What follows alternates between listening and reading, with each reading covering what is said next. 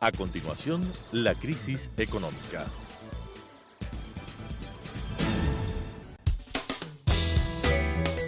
Clasificación B, bajo supervisión de un adulto.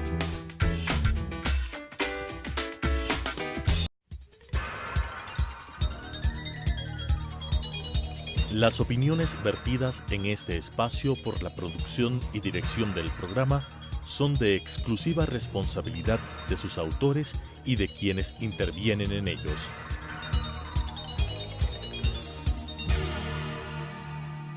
Telesucesos Canal 29 UHF presenta La crisis económica, asuntos de tipo económico, financiero, fiscal, competitividad, sector externo, cómo restaurar los equilibrios macroeconómicos del país, cuáles son sus soluciones para restaurar no solamente los equilibrios, sino iniciar la recuperación económica que todos los ecuatorianos queremos en este país, con la conducción del economista César Robalino Gonzaga. La crisis económica.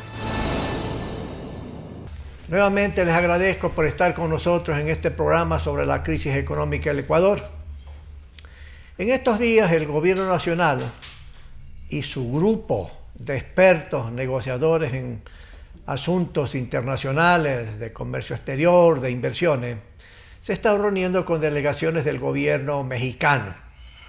El punto es adelantar una serie de conversaciones para fines de firmar un convenio comercial o un tratado de libre comercio, como se quiera llamar, con México. Que esto va a ser una cosa previa para entrar a lo que se llama con el grupo del Pacífico, en la que está incorporado México, Colombia, Perú y Chile.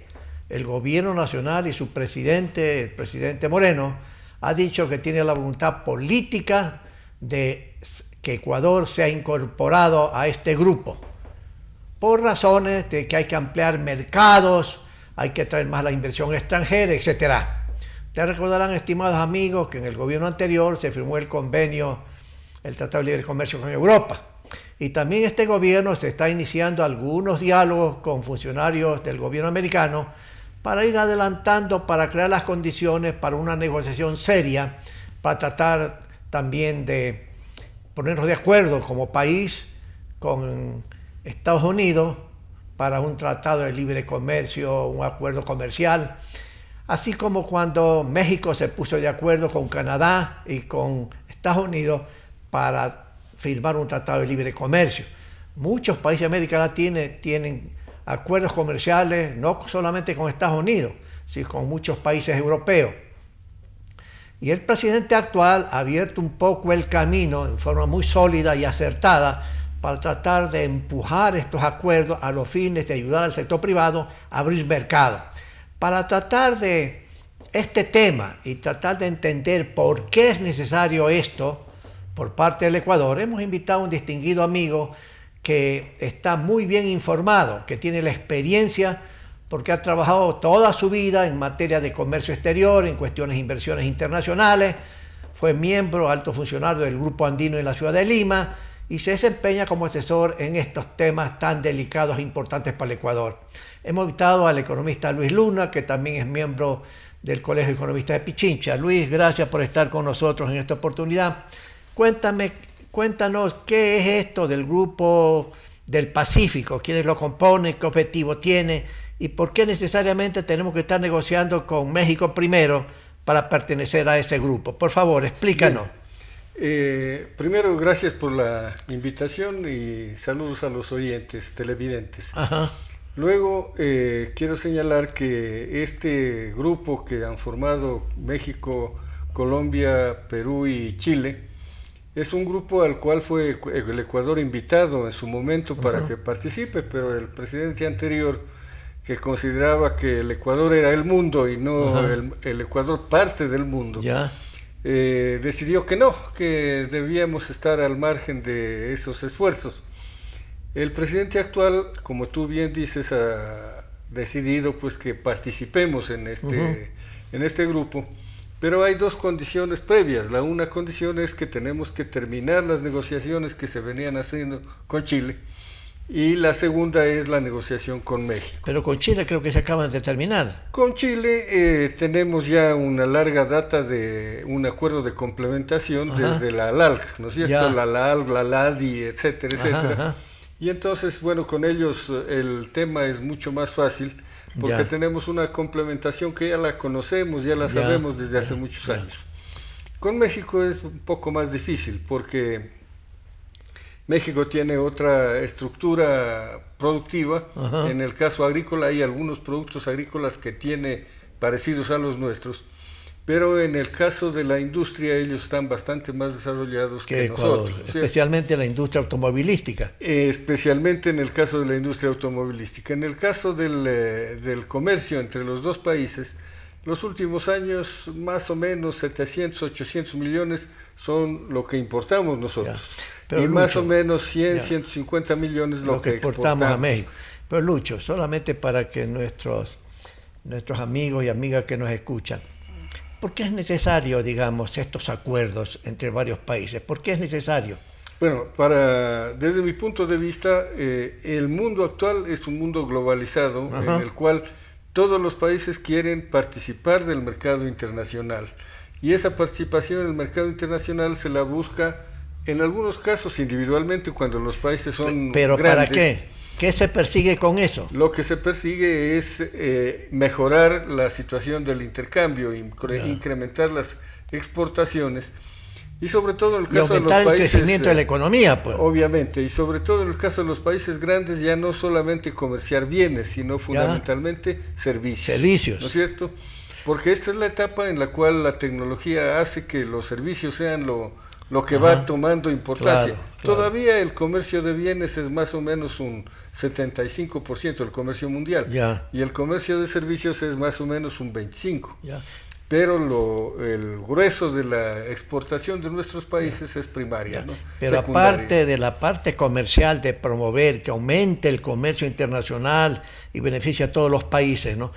Y de los servicios también, pero no solamente bienes. Pero ¿qué más hay en materia de inversiones y otros temas más? Patentes, etcétera. Mira, uno de los aspectos fundamentales que hay en el mercado internacional es que ya los productos no se hacen en un solo país, sobre todo los productos muy desarrollados.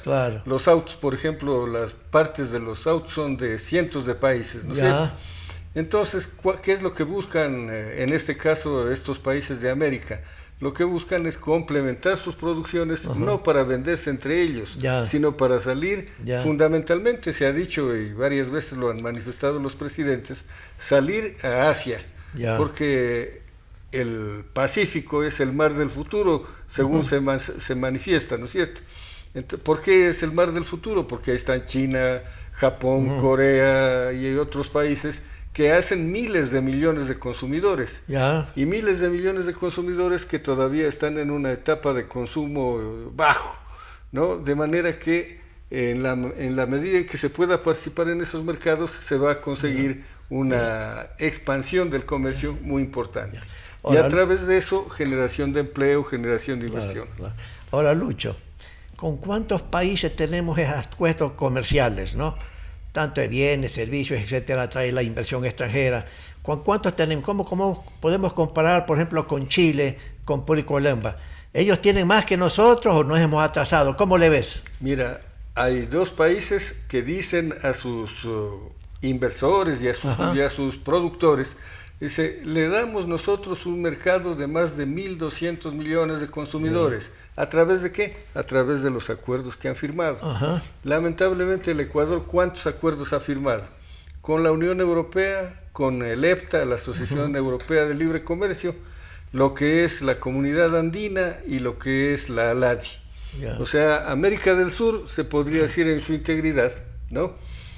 Y la Unión Europea, ahora sin el Reino Unido, y los países de la Asociación Europea de Libre Comercio, que entiendo, nosotros podríamos decir que ofrecemos un mercado de 400, 500 millones de habitantes.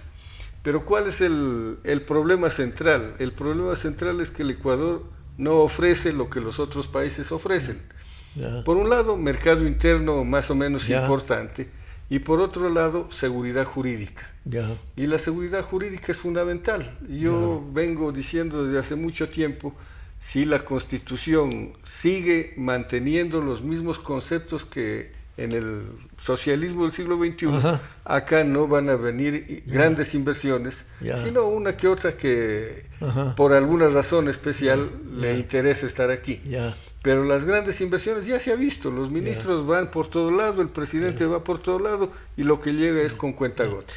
Ahora, fíjate, Luis, viendo que es necesario que Ecuador se abra al mundo, comercie más, tanto porque es necesario, como hemos visto, porque eso va a hacer crecer la economía a través del comercio exterior, de bienes, servicios, y brinde empleo.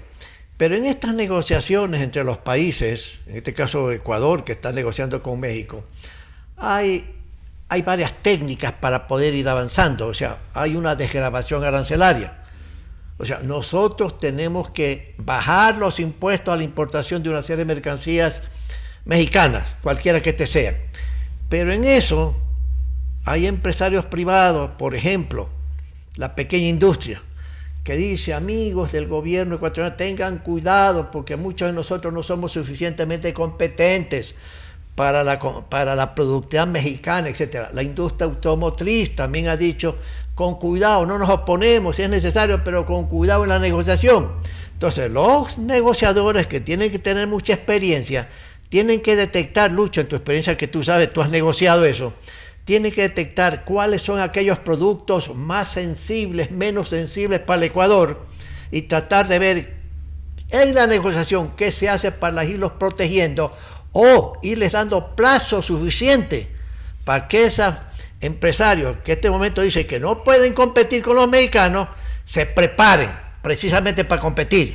Bueno, ¿Cómo es el proceso? Hay varias posibilidades. Una posibilidad es la de que la desgravación nuestra sea lenta. Ya. En aquellos productos que se llaman sensibles, ¿no es cierto? Entonces, tal como se hizo con la Unión Europea, en vez de desgravar inmediatamente, se desgrava, por decir, en 20 años. Entonces, los empresarios nacionales... Y eso depende de cada tipo de producto Por supuesto, depende de cada tipo de producto. Entonces, tú le dices: mire, en 5 años vamos a desgravar el 10% de la tarifa que esté vigente, en 20 años tanto, en 15 años tanto, de manera que usted puede irse preparando o para complementar con los otros o para desaparecer si el caso lleva a esa situación, ¿no es cierto? Y si es que, suponiendo que sea la mejor negociación y que esa negociación minimice los costos para el Ecuador, pero maximice los beneficios, ¿verdad? Y se da plazos suficientes a una u otra empresa para que gane competencia, ayudada por el gobierno, no con subsidios, sino en una forma X y Z, ¿verdad? Para que sean más productivos, etcétera. Aquellos que no pueden ni en 5, ni en 10, ni en 15 años, irremediablemente tendrán que desaparecer, pues. Y esos accionistas de esa empresa tendrán que ajustarse a esas nuevas circunstancias. Bueno, justamente por eso es importante el hecho de que el mercado de valores tiene que funcionar de otra manera, para que los accionistas que salen de unas empresas tengan posibilidad de irse a otras empresas. Con sus capitales. Sus capitales, evidentemente, porque el problema que tenemos acá es que no hay movilidad en el mercado de valores en términos de la compra-venta de acciones. Claro. Y entonces el que invierte en una empresa se casa con esa empresa de por vida, y eso no puede ser, ¿no es cierto? Claro. Las acciones deberían moverse ágilmente.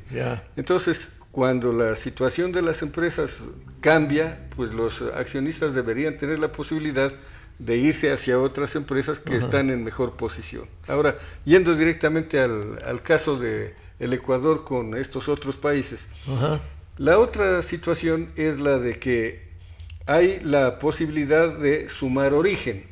O sea, el chileno puede hacer el 10% de un producto, unas partes y piezas. El peruano puede hacer el 20%, el Ecuador el 30%, y el colombiano completar el producto de origen nacional. De origen nacional. Cada quien aporta con una parte.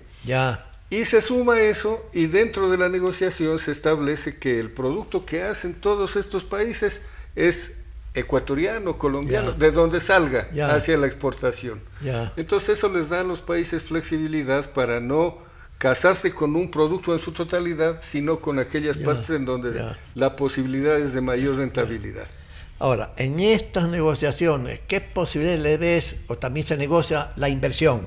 Facilitar la inversión extranjera, en este caso en México, abrir más las puertas, habrá que eliminar una serie de cosas, etcétera, para que haya más inversiones mexicanas en Ecuador, porque ya hay, ¿verdad? Claro, bueno, yo en ese caso pienso que el capital no tiene nacionalidad, no tiene religión, no tiene frontera. No tiene frontera. Entonces, el mexicano, el peruano, el norteamericano, el francés, si ve que hay una buena oportunidad, va e invierte ahí. Pero el problema nuestro nuevamente es el tema de la seguridad jurídica, ¿no es cierto? Porque no hay seguridad jurídica, no hay una situación, por ejemplo, de la relación laboral adecuada. Y lo que para mí es más importante, el contacto del Ecuador con el exterior es un contacto todavía complicado.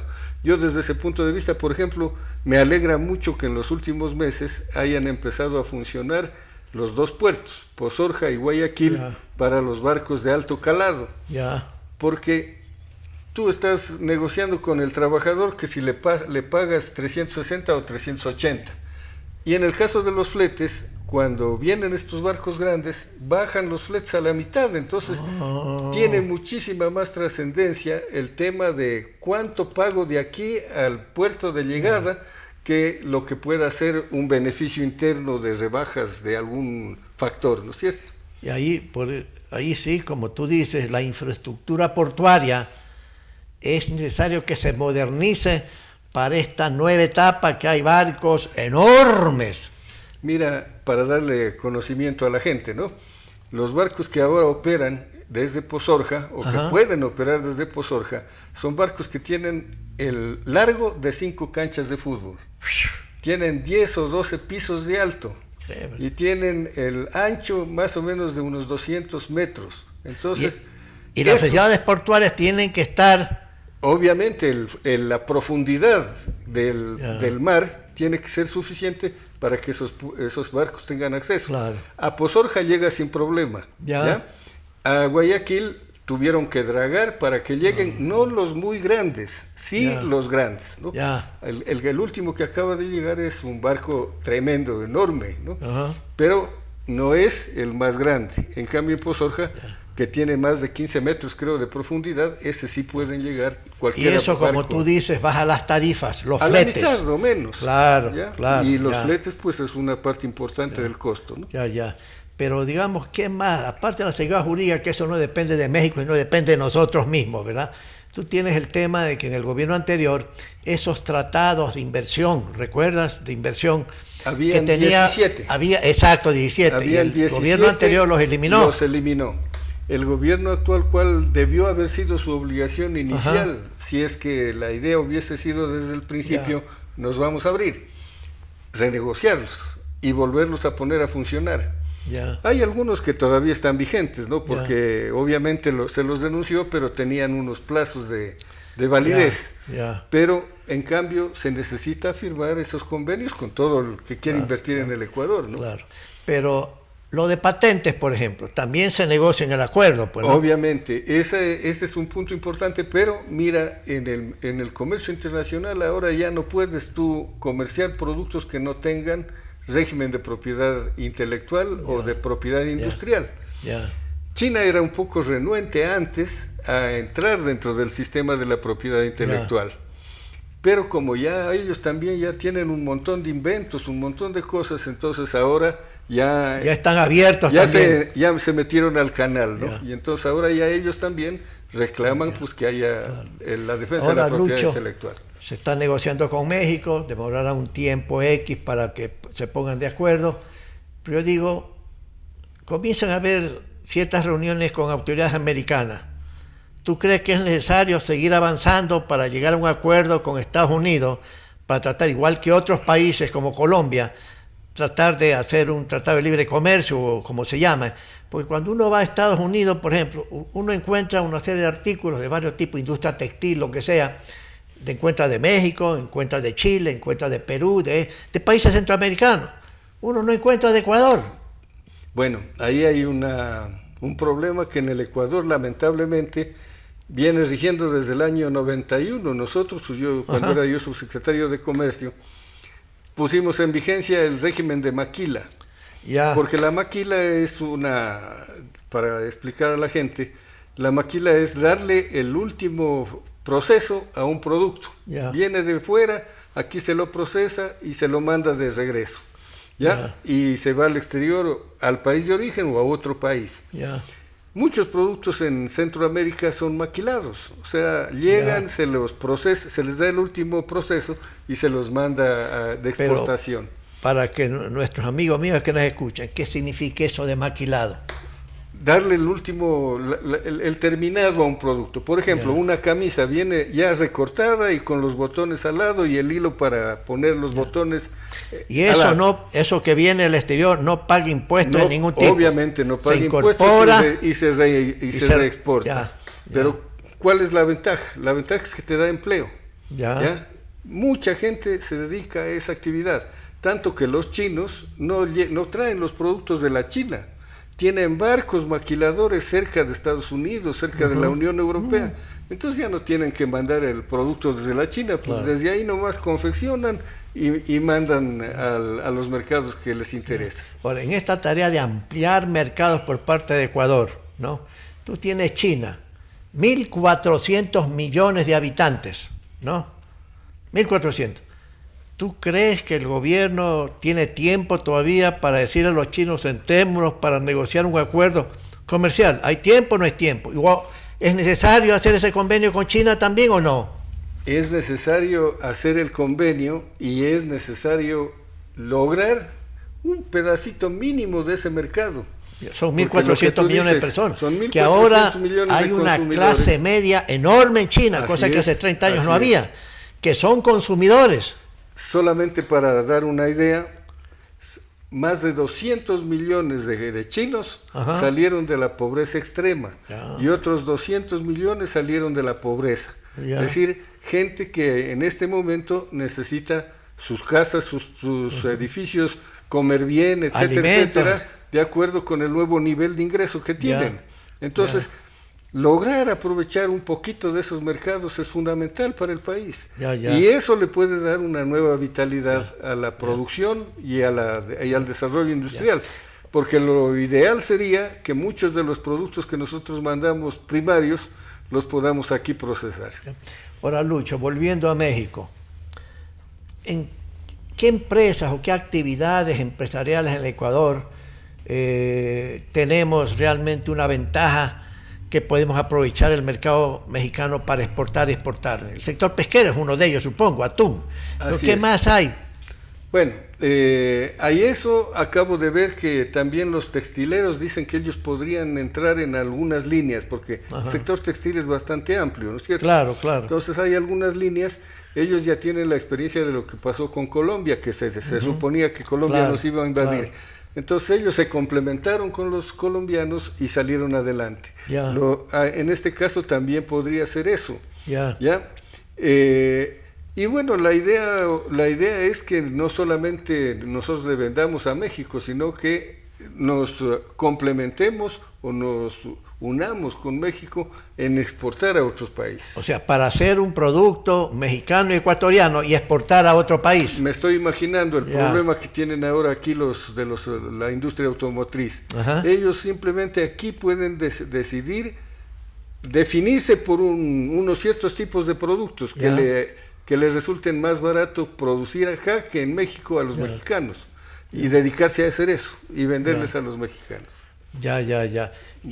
Y en la pequeña industria, ¿cómo le ves? Que la pequeña industria en el Ecuador es fuente de una cantidad de empleos muy importante, pero ahí también los dirigentes sienten ciertos temores. Alguien les decía en un diálogo privado, decía, pero tenemos firmado convenios con Perú, con Colombia, y la pequeña industria ha absorbido y se ha ajustado. ¿Cuál es la diferencia con México? Mira, de hace, no sé, pues 50 o 60 años para acá, Los argumentos son más o menos los mismos, nos van a comer, nos van a comer, Ajá. nos van a comer. Ya. Y en algunos casos es cierto, el desarrollo tecnológico hace que se sustituyan unas producciones por otras. Ya. Por ejemplo, el tema de la sastrería, ¿no es cierto? Los ternos pues ya se hacen a gran escala, entonces ya no necesitan del sastre de la esquina. Claro. Pero el sastre de la esquina ahora tiene su propio nicho, digamos, ¿no es cierto? Y lo cobra ahora lo que antes no cobraba por hacer algún tipo de actividad. Claro. Entonces, varían las circunstancias. En la pequeña industria varían las circunstancias en la artesanía. Por ejemplo, nosotros tenemos una artesanía muy rica que se puede vender en cualquier parte del mundo, pero que quizás lo que falta es promoción. Promoción. Ya. Ahora, Lucho, en el sector agropecuario, ¿qué ventajas tenemos para exportar a México si por parte de México liberan a cero los impuestos a la importación de una serie de productos agropecuarios? ¿Dónde tenemos la ventaja en cuestiones agropecuarias? Quizás no para venderle a México, sino para complementarnos con México. Ya. Estaba viendo, Ya. por ejemplo, ayer me parece que en la venta de aguacates de México le ha rebasado la oferta que tenía, ¿ya? Porque se ha abierto un mercado tremendo en alguna parte y entonces la demanda ha crecido, pero exponencialmente en los últimos años. Entonces, nosotros también podemos exportar con una variante. Ajá. Nosotros tenemos en los meses en que ellos no tienen, creo que es septiembre y octubre, me parece que son meses clave para nosotros exportar aguacate. Ajá. Y aquí tenemos algunas frutas exóticas que no hay en otros lados. No me acuerdo cómo se llama una fruta que en este momento está con bastante expansión en el mercado internacional, de aquí de pitahaya. La pitahaya, ¿no? Se está exportando mucho y hay otros productos que son más bien andinos, digamos, ¿no? Que se podrían vender procesados Y en ganadería de carne y de leche, ¿cómo andamos con México? No te podría decir en ese caso, porque no lo he visto en detalle. El hecho de esa situación. Nosotros en el caso de la leche, más bien el problema nuestro es con Australia, por ejemplo, con Holanda, con Dinamarca, por el tema de la leche en polvo. ¿Ya? En cuanto a la carne, yo creo que México está muy bien abastecido por la zona de Monterrey, ese sector, porque yo ahí sí he estado y he visto las ganaderías que hay, que son muy importantes. Estimados amigos y amigas, hemos escuchado a un técnico en esta materia y la conclusión es que Ecuador debe seguir negociando tratados de libre comercio con otra serie de países, ya no solamente con México, el Grupo del Pacífico, con Estados Unidos, también con China, pero hay que abrirse al mundo. Este mundo complejo necesita que Ecuador tome ventaja de todas las propiedades y características propias y ventajas que tenemos en la estructura productiva. Que tenemos ciertas desventajas, ciertas debilidades, es posible, pero en una negociación inteligente hay que minimizar los costos y maximizar los beneficios. De eso se trata en procesos de comercio e integración. A Ecuador le conviene eso, le conviene seguir el ejemplo, lo que hemos tenido con algunos países de América Latina, con Colombia, con Perú, con Chile, con Europa, con la otra serie de países, pero necesitamos. Otra serie de países en América Latina tienen más convenios comerciales con otra serie de países y eso les ha permitido avanzar mucho más. El comercio exterior es básico, no solamente de bienes y servicios, sino que a la medida que eso se expande, eso implica más actividad económica interna. Eso significa que las actividades crecen, el empleo, que es básico para los ecuatorianos, crece. Hay que crear empleo, empleo y empleo. Y estos acuerdos comerciales, con todos los peligros que tienen, que hay que saberlos manejar, son necesarios, señores, para el progreso del Ecuador. Gracias, amigos y amigos. Estaremos con ustedes próximamente, la próxima semana. Las opiniones vertidas en este espacio por la producción y dirección del programa son de exclusiva responsabilidad de sus autores y de quienes intervienen en ellos.